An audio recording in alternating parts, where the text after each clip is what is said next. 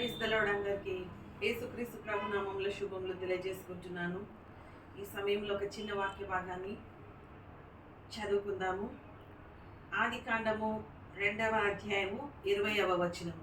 ఆదికాండము 2వ అధ్యాయము 20వ వచనం నుండి చదువుకుందాం.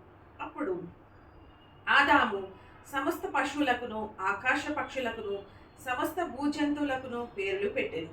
అయినను ఆదామునకు సాటి అయిన సహాయము అతనికి లేకపోయెను.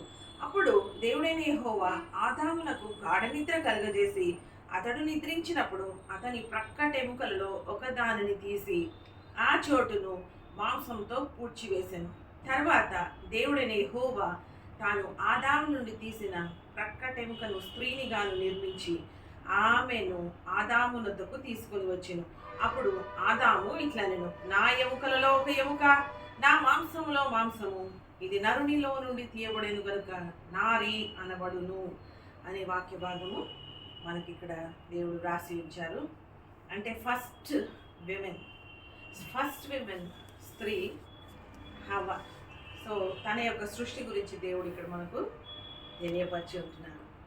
అయితే మనము ఇప్పుడు ప్రస్తుతము ఇంటర్నేషనల్ విమెన్స్ డే జరుపుకుంటున్నాం కాబట్టి ఫస్ట్ దేవుడు సృష్టిలో స్త్రీనిగా ఆయన ఆపరేషన్ చేసి ఆడమ్కి ఆ స్త్రీని తీసి ఒక చక్కని సృష్టిగా నిర్మించారు.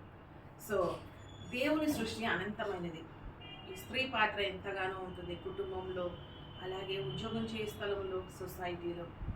ఎప్పుడైతే ప్రతి విషయంలో నమ్మకంగా ఉంటే దేవుడు తప్పకుండా స్త్రీని ఆశీర్వదించినట్టు మనం వాక్యంలో చూస్తున్నాం.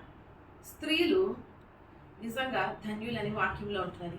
సో ఈ దినం ఈ యొక్క మహిళా దినోత్సవం సందర్భంగా స్త్రీని దేవుడు సృష్టించి హవ్వగా అలనాడు ఏ విధంగా సృష్టించి గొప్ప సాక్షిగా నిలబెట్టుకున్నారు. అలాగే అవి జనరేషన్స్ టుగెదర్ ఇప్పటి వరకు కూడా నడుస్తుంది. సో కాబట్టి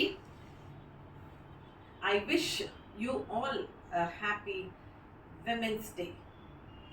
Okay, thank you so much.